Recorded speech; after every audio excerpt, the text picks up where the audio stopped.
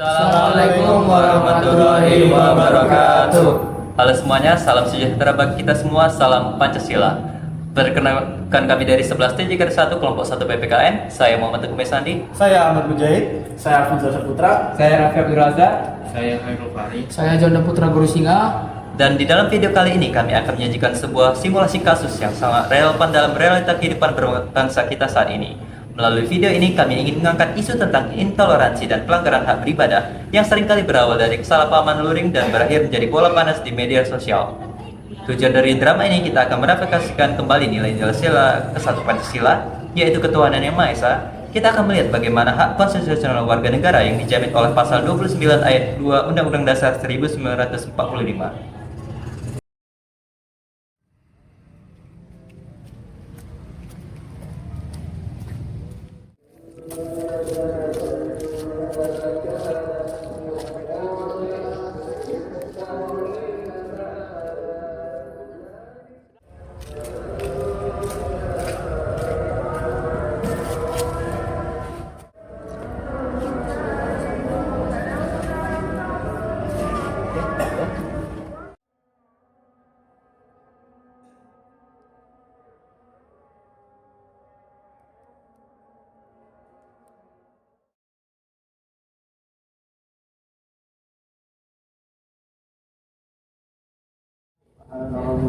Selamat malam hadirin sekalian.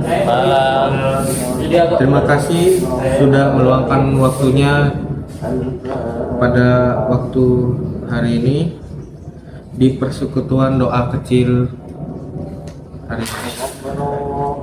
Meskipun kita hanya berjumlah 2 atau 3 orang, ingatlah janji Tuhan bahwa di mana ada 2-3 orang yang berkumpul dalam namanya, ia hadir di tengah-tengah kita.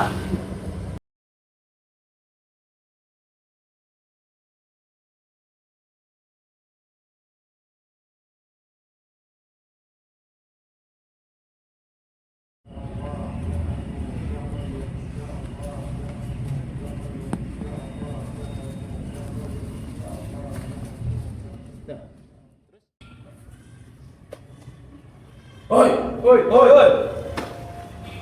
Saya nggak mau tahu jumlah kalian berapa. Mau 1 orang, mau 2 orang. Jika kalian mengadakan kegiatan ritual seperti ini, kalian harus meminta izin ke warga setempat dan IMB tempat ibadah. Kalian tidak menghargai warga sekitar ya? Selamat malam Pak, maaf sebelumnya suara kami mengganggu. Kami berkumpul hanya untuk berdoa, jumlah kami pun terbatas. Gadang-gadang, jangan membantah kalian. Ini daerah mayoritas. Tahu diri kalian. Kalian tidak membubarkan diri, kami akan memanggil massa untuk menutup paksa tempat ini. Tapi Pak, kami tidak menggunakan pengeras suara sama sekali. Enggak bisa begitu. Kalian harus bubar sekarang. Sabar Pak, kita selesaikan baik-baik di kantor RT. Kalau kamu mau ke kantor RT, ayo sekarang pergi.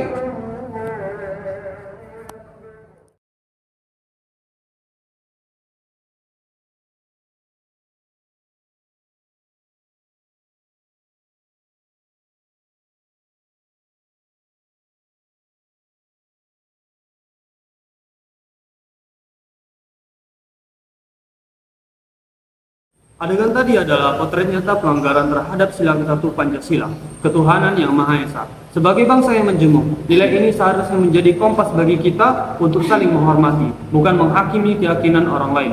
Secara konstitusional, hak setiap warga negara untuk beribadah dijamin mutlak oleh pasal 29 ayat 2 Undang-Undang 1945.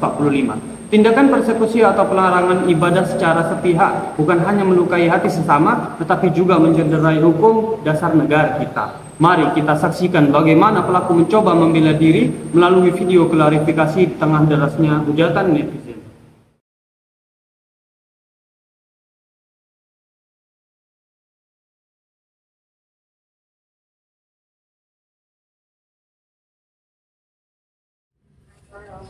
Saya Alvin Saputra ingin meluruskan video yang viral tadi sore. Pertama-tama, saya ingin meminta maaf atas kegaduhan yang terjadi. Namun, perlu saya luruskan bahwa niat kami sebenarnya baik. Kami hanya ingin menegakkan aturan lingkungan mengenai izin keramaian dan penggunaan bangunan. Kami tidak bermaksud menghalangi ibadah. Kami hanya ingin semuanya sesuai prosedur agar lingkungan kami tetap tertib. Saya Abdul, saya juga terlibat di lokasi. Sebenarnya kami sudah mengingatkan, tapi kami tidak didengar. Kami sebagai warga asli merasa sangat emosi karena kami tidak didengar. Kami hanya ingin menjaga ketentraman masyarakat sekitar. Kami minta maaf jika ada perkataan yang tidak menyenangkan. Saya Juanda Putra Guru Singa. Saya pribadi benar-benar tidak menyangka bakal seviral ini. Di video itu saya memang ada, tapi saya hanya mendampingi teman-teman saya saja. Saya minta maaf kepada jemaah atas ketidaknyamanannya. Kami tidak bermaksud untuk berbuat buruk. Kami apalagi memusuhi agama tertentu. Kami harap masalah ini bisa diselesaikan secara kekeluargaan saja tanpa harus diperpanjang lagi. Kami benar-benar menyesal atas ketidaknyamanan yang telah kami perbuat.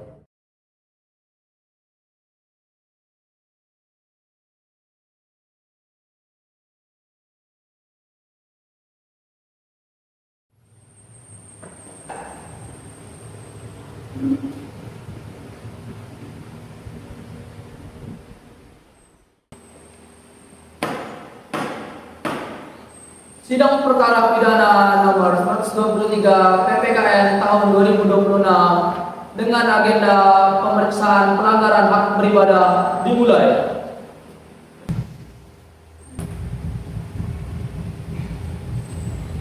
Yang mulia, berdasarkan bukti video viral dan saksi di lapangan, ketiga terdakwa secara sadar melakukan intimidasi dan merintangi pertemuan agama. Oleh karena itu kami mendakwa para terdakwa dengan dua landasan hukum. Pertama, pasal 29 ayat 2 Undang-Undang Dasar Negara Republik Indonesia tahun 1945 yang berbunyi, negara menjamin kemerdekaan tiap-tiap penduduk untuk memeluk agama yang masing-masing dan untuk beribadah menurut agama yang ada kepercayaannya itu. Lalu yang kedua, pasal 1075 Kitab Undang-Undang Hukum Pidana atau KUHP yang berbunyi, barang siapa dengan kekerasan atau ancaman kekerasan merintangi pertemuan keagamaan yang umum dan diizinkan, atau upacara keagamaan yang umum dan diizinkan, ataupun upacara penguburan mayat, diancam dengan pidana penjara paling lama 1 tahun 4 bulan. Izin yang mulia, mereka saya sudah klarifikasi dan minta maaf, saya terbuka. Mereka hanya ingin menegakkan hukum di daerah mereka, bukan untuk membenci agama tertentu. Sekian dari saya, terima kasih. Saudara terdakwa 1, apakah Anda memiliki wewenang hukum dari pemerintah untuk dapat membubarkan ibadah warga? Atau apakah Anda mengetahui bahwa masalah IMB merupakan urusan negara dan bukan alasan bagi individu untuk dapat main hakim sendiri? Tidak ada yang mulia. Saya hanya merasa saat itu benar. Saudara saksi, apa dampak dari kejadian ini bagi saudara? Kami merasa ketakutan untuk beribadah kepada Tuhan kami yang mulia. Kami merasa bahwa diri kami menjadi asing di rumah kami sendiri.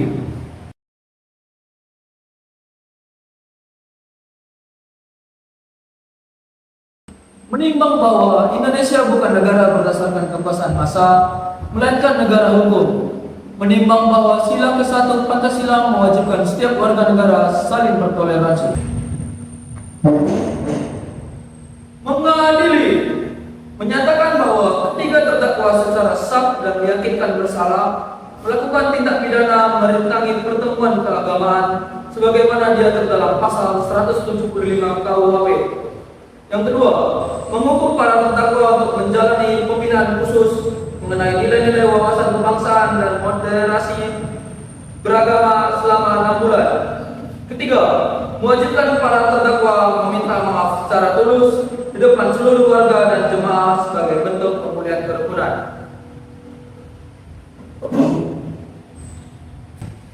Demikian keputusan ini dijatuhkan demi keadilan berdasarkan ketuhanan yang Maha Esa.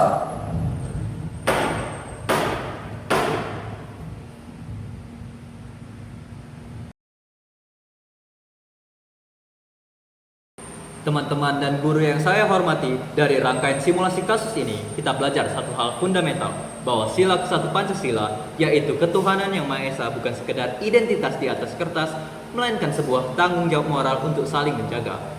kita telah melihat bagaimana sebuah konflik luring yang dipicu oleh ego dan intoleransi dapat dengan cepat meledak menjadi bola panas di media sosial.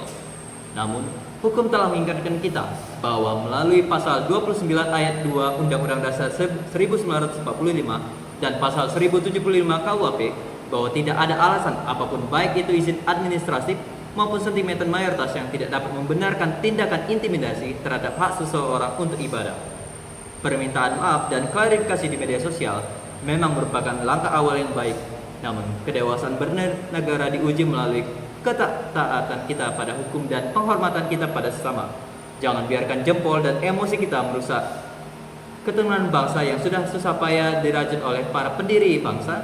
Mari kita jadikan Indonesia sebagai rumah yang ramah bagi setiap pendoa, tempat yang aman bagi setiap penganut agama dan bangsa yang besar karena keberagamannya.